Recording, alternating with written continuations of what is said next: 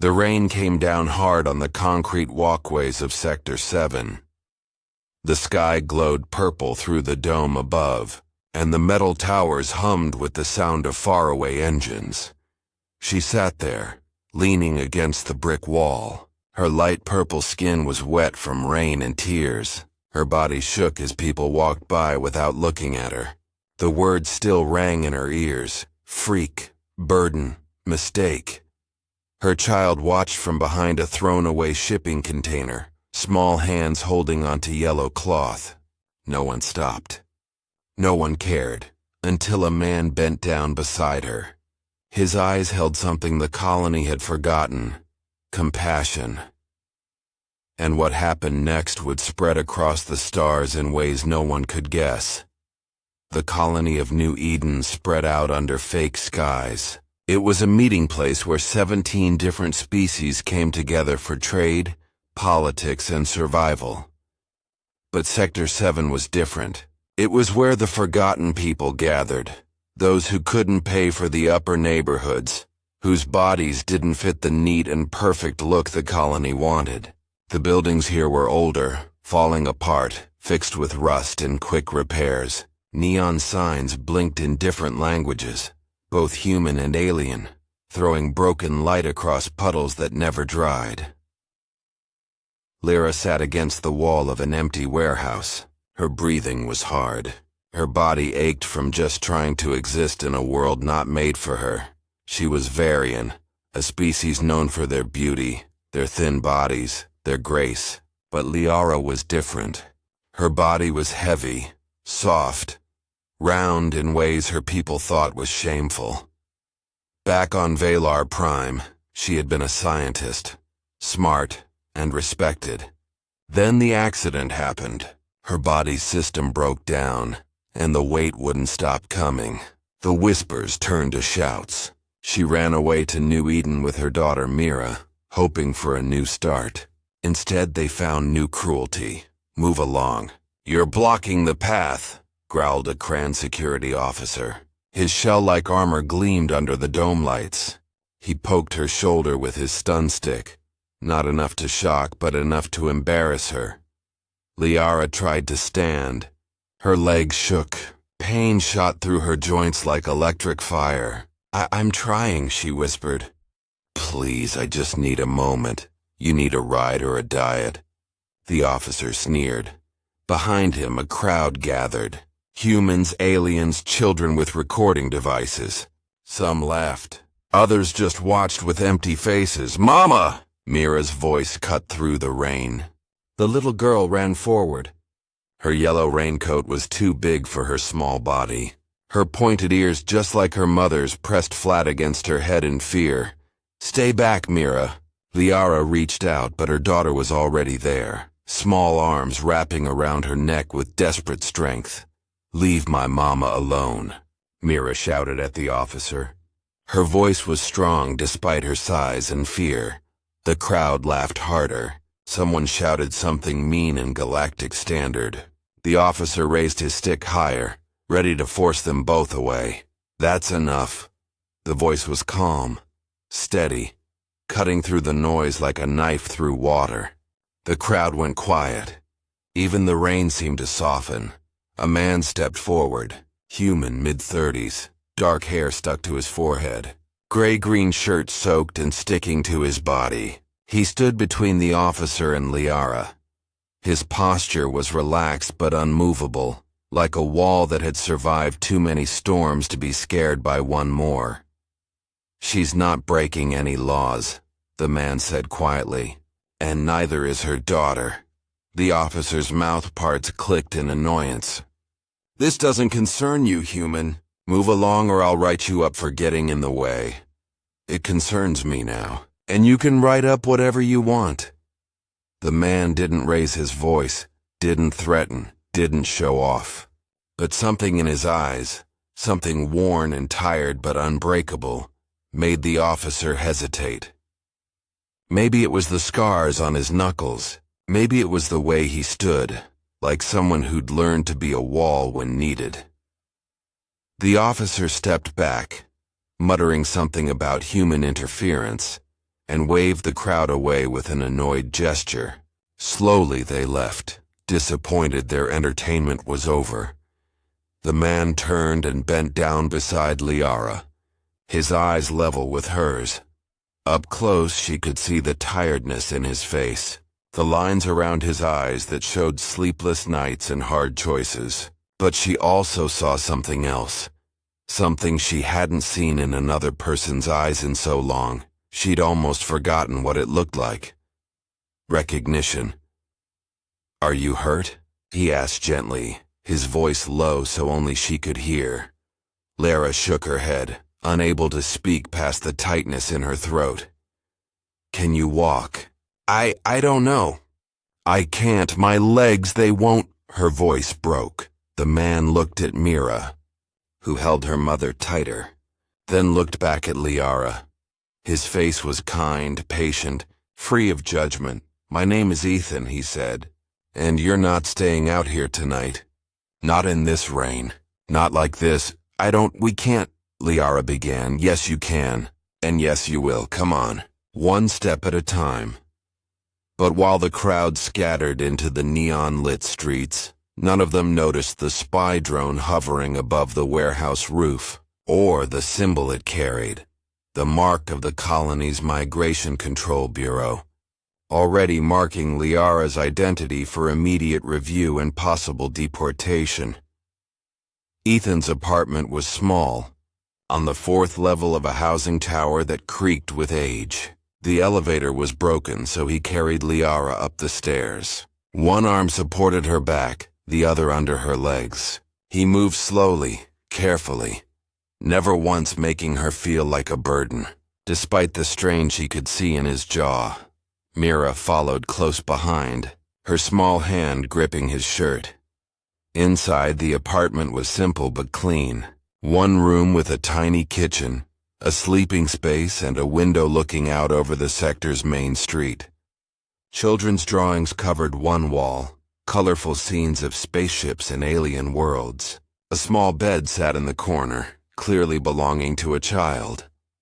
"Where's your—" Lara began, but the question died when she saw the photograph on the shelf. A woman with kind eyes, her arm around a younger-looking Ethan. Real flowers placed beside it. "She passed 2 years ago," Ethan said quietly, setting Liara down on the couch. "Cancer.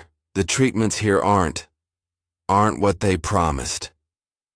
"I'm so sorry," Liara whispered. "Me too." He turned to Mira, who stood frozen by the door. "Hey, you hungry?" Mira nodded slowly. "I've got some soup and bread. Not fancy, but it's warm." He moved to the tiny kitchen, pulling out containers. "You can sit on the bed if you want. There's books there. My son loves those stories. He's with his grandmother tonight." While Ethan heated the soup, Liara watched him move through the small space with practiced ease. There was a gentleness to him, a carefulness in how he handled the bowls, how he spoke to Mira. "Why did you help me?" she asked suddenly. Ethan paused, his back to her. For a moment he didn't answer. Then, "Because no one helped us when we needed it." He turned, carrying 2 bowls. He handed one to Mira, then brought the other to Liara. "When my wife got sick, we lost everything. Medical bills. Lost our housing in the upper levels.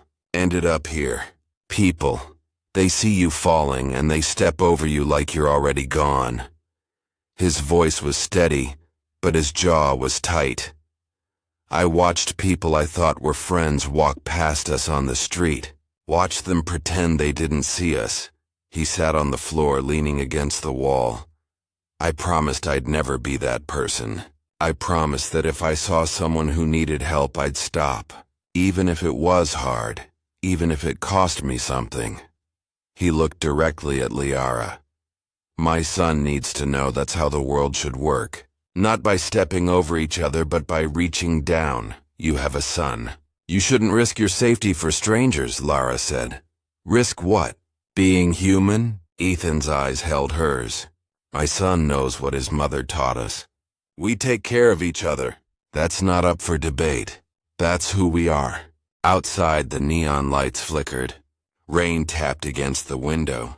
For the first time in months, Liara felt warm. She felt safe. But as she sipped the soup, a knock echoed through the apartment. Sharp, official, unmistakable. Migration Control Bureau, a voice announced from the hall.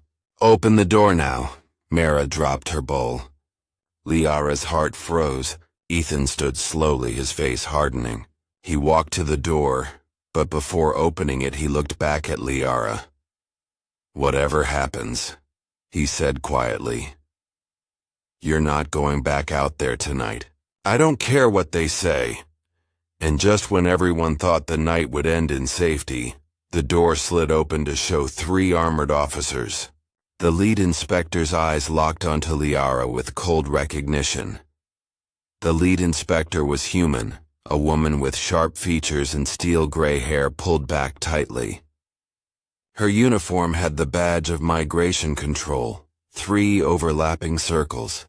Her tablet glowed in her hands. The officers with her were Cran, their hard shells clicking with each movement. Liara Visha, the inspector said, reading from the tablet. Valerian National, expired housing permit as of 16 days ago. Unpaid medical bills totaling 47,000 credits. Multiple violations of housing rules. She looked up. You've been marked for immediate deportation. She's my guest, Ethan said firmly. She's not breaking any laws by being here. Her presence in the colony is the violation, Mr. Reed. The inspector made a note. Mr. Reed, I understand your kind impulses, but this person has run out of legal options. She'll be processed and returned to Valar Prime within 72 hours, and her child will be placed in temporary colony custody. No, Liara's voice cracked. She tried to stand but fell back. Please, you don't understand. If I go back, they'll take my daughter. I'll be sent to a reclamation facility. I'll never see her again. That's a matter for Varian authorities, the inspector said without emotion. Our authority ends at the colony border. She's not going anywhere, Ethan said, and there was steel in his voice now. The inspector's eyes narrowed. Interfering with a migration control operation is a criminal offense, Mr. Reed. You'll be arrested as well, and your son will be placed in social services. Is that what you want? If that's what it takes. Silence filled the apartment. Mira held her mother, shaking with silent sobs. Liara reached for her daughter's hand, squeezing tight. The inspector stepped forward, her hand moving toward the handcuffs on her belt. Mr. Reed, I don't want to make this worse, but if you insist... What's your name? Ethan asked suddenly, his tone changing. The inspector blinked. Excuse me? Your name? Not your title. Your name. Inspector Carver. Why does that... Inspector Carver, do you have children? Carver's jaw tightened. That's not relevant. It's not. Ethan's voice was gentle now. Because if you did, you'd understand what she's fighting for. You'd understand that sometimes the law gets it wrong. That sometimes mercy is more important than rules. That sometimes we have to choose between what's legal and what's right. The law exists for a reason, Carver said, but her voice wavered. So does compassion. So does humanity. Ethan took a step closer. Look at them. Really look at them. A mother trying to protect her child. A little girl who's done nothing wrong. Are you really going to tear them apart because of paperwork? For a long moment no one moved. Mira's quiet crying was the only sound. Inspector Carver stared at Ethan, then at Lara, then at the little girl in the yellow raincoat. Something flickered across the inspector's face, something human beneath the professional mask. Finally, Carver closed her tablet with a sharp snap. You have 24 hours to file an appeal. If you can show proof of a real job and proper sponsorship, along with a payment plan for unpaid bills, we'll review her case for temporary status. She turned to the officers. "We're done here." "Ma'am," one of the Cathan officers protested. "I said we're done." "Move out," they left. The door hissed shut. Ethan let out a breath and sank onto the couch, his hands shaking now. "Why did you do that?" Liara whispered. "You could have been arrested. Your son could have been taken." "Would have been worth it," he said simply. 20 hours isn't enough. I don't have a job. I don't have sponsorship. I don't have anything. You have me. I'll sponsor you. I work at the recycling plant. If I can prove I'm financially responsible for you and Mira, they'll give you a temporary permit. You barely know me. I know enough. I know you're a mother fighting for her daughter. I know you need help. That's all I need to know." Tears streamed down Liara's face. "You can't risk your future for strangers. You're not strangers anymore." Mira looked up at Ethan, her eyes wide. "Are you going to save my mama?" Ethan knelt down, eye level with her. "I'm going to try as hard as I can, but I'll need your help. Can you be brave for me?" Mira nodded, shaking but determined. "Good." He stood and moved to an old computer. "First thing tomorrow we file the paperwork. But tonight you both need rest." As Lara lay back exhausted, she watched Ethan work through forms on the screen, his face lit by pale blue light. She didn't understand him. Didn't understand how someone could give so much. And just when everyone thought they would break, something was revealed that no one expected. Ethan's computer pinged with an incoming message. "Velar Embassy. Urgent legal notice." Morning light came through the dome. Liara woke to fake coffee and Ethan's urgent voice on his communication device. "I understand it's complicated, but there has to be a past case. Check the Galactic Refugee Act of 2187, Section 12. He paused. "I don't care if it's hard to find. It's still law." Mira was asleep on the bed. Ethan looked over and ended the call. "The Velar Embassy message came through last night," he said, showing her his tablet. Liara read it. Her blood turned cold. "Subject Liara Vishner, active criminal investigation. Wanted for equipment destruction, theft of private research, extradition requested." "They're claiming I stole research," Lara whispered. "That's not true. They're making it up to force me back." "Tell me what really happened," Ethan said gently. "All of it." Liara took a shaking breath. "I was a brain scientist, one of the best on our prime. I worked on brain improvement systems for deep space travel. The work required exposure to high-intensity brain stimulation. We had safety systems, but one day the protection field failed." She touched her temple. "I was caught in the pulse. Full exposure. I should have died. Instead, my brain rewired itself. My body's system broke down. The weight gain was immediate and couldn't be stopped." "You survived something impossible," Ethan said. "That's not weakness. That's amazing. My people don't see it that way. They see failure. The facility claimed I disabled the safety systems myself. They said the weight gain was proof of mental problems, that I couldn't be trusted with Mira." Her voice broke. "They wanted to take her away, put me in a reclamation facility. So I ran. The research they claim you stole? My own notes, my own work. But technically, under Varian job law, it belonged to the facility. It's worth millions. If someone could figure out how to use my brain adaptation safely, it would change space travel forever." Ethan leaned back, thinking. "So they want you back because you're profitable?" "Exactly." A knock at the door. Ethan opened it to show a young boy with dark curly hair and bright eyes, wearing a shirt with a spaceship on it. "Dad!" The boy rushed in and hugged Ethan. "Hey, kiddo, how was Grandma's?" "Good. She made real pancakes." The boy noticed Liara and Mira. "Who are they?" "This is Liara and her daughter Mira. They're staying with us. I need you to be extra kind, okay?" Okay, I'm Jonah. Do you like spaceships? Mira peeked over the bed edge. Yes, she said shyly. Me too. Want to see my models? Within minutes, the children were on the floor laughing together, a sound that filled the apartment with hope. Ethan's device beeped. The legal aid lawyer found something. There's a rule. If you have special skills valuable to the colony, deportation can be delayed. But my papers are on Veltar. Then we don't use papers. We use knowledge. Ethan pulled up blueprints. The recycling plant's been trying to automate brain sorting systems for months. The AI keeps failing. Someone with your background could solve it. I haven't worked in months. I don't know if I can. You just have to be better than their AI. Can you do that? Liara thought of Mira laughing, of the chance to build something here. Yes, she whispered. I can do that.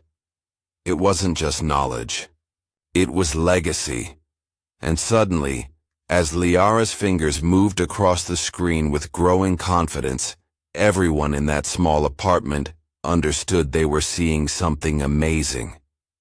The recycling plant spread across Sector 5, a huge complex of moving belts and tall furnaces. Ethan brought Liara through the employee entrance. The children stayed in the viewing area with a kind Thorian woman named Kelsa.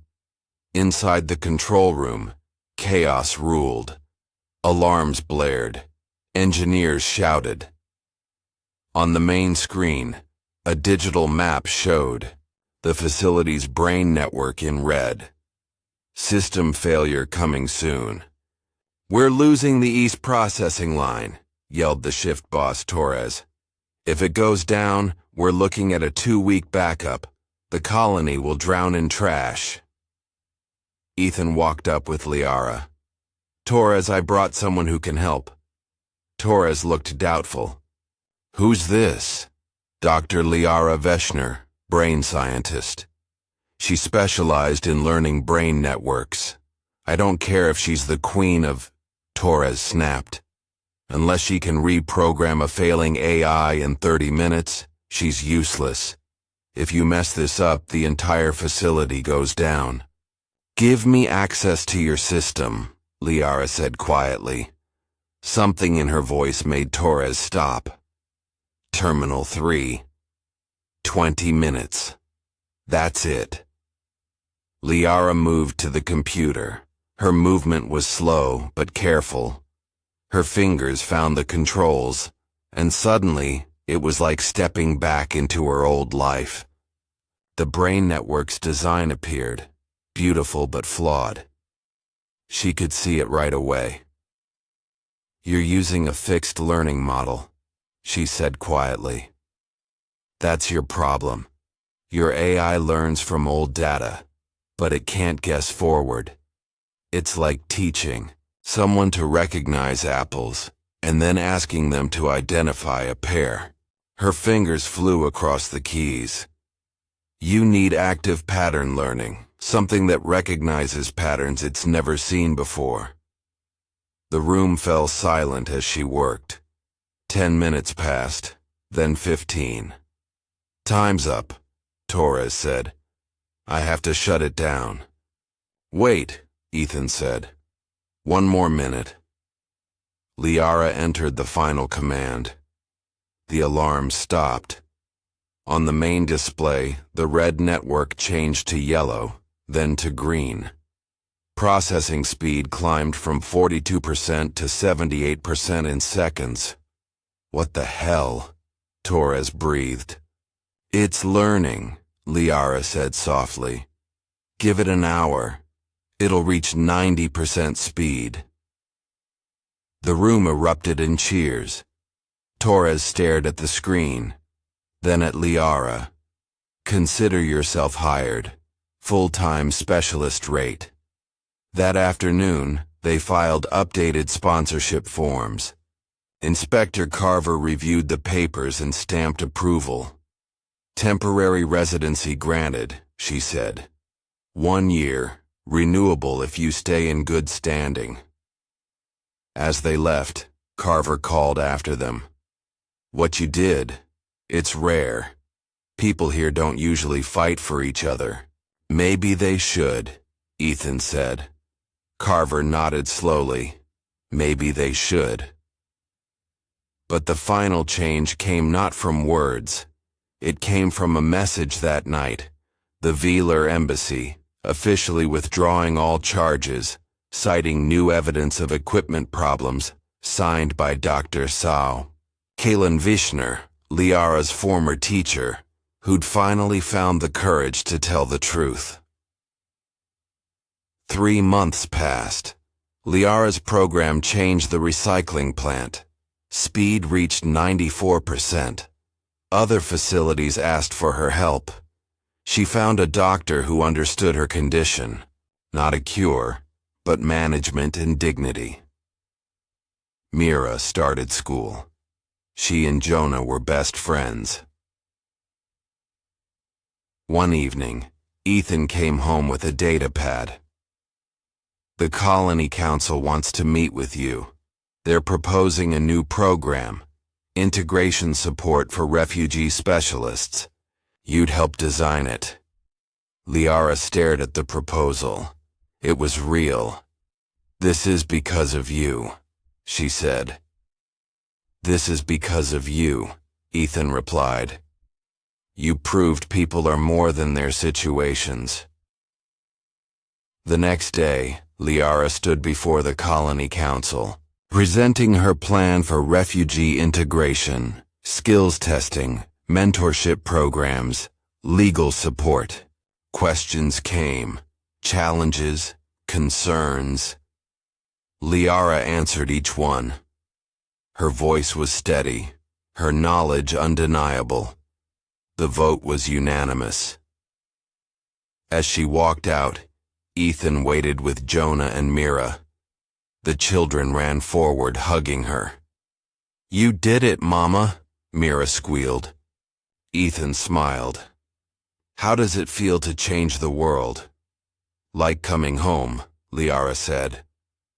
2 years later, the Integration Center stood at Sector 7's heart, a shining building made from recycled materials. Liara's program was copied on 17 colonies. She spoke at conferences, advised governments, but always returned to Sector 7. On the anniversary of the night they met, Liara organized a gathering in the center's courtyard. 2 years ago, she began. I sat in the rain, convinced the universe had no place for me, but one man proved me wrong. Not with grand gestures, with a simple choice to see me as a person, to act when others walked away. She pointed to Ethan. This center exists because of that choice, because we remembered that compassion isn't weakness, that the smallest act of kindness can reshape the stars. Applause filled the courtyard. Later, Lara found Ethan by the courtyard's edge, looking up at the dome. What are you thinking? She asked. That my wife would have loved this, he said softly. She always believed in second chances, in fighting for what's right. She'd be proud of you. She'd be proud of us. All of us. Mira and Jonah ran past, their laughter bright and wild. Do you think they'll remember what it took to get here? Ethan asked. I think they'll remember that love is louder than hate, that courage spreads, that family isn't just who you're born to. It's who stands beside you when the world tells you to fall. Ethan smiled. That's a good thing to remember.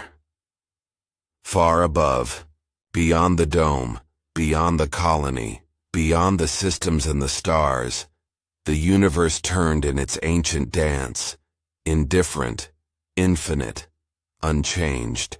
But on one small world, in one small sector, in one small courtyard, people gathered. They laughed, they remembered, they hoped, and that in the end was everything. In a universe built on pride and division, sometimes a single act of dignity is enough to shift the stars themselves. Not because the stars care, but because we do. And that makes all the difference.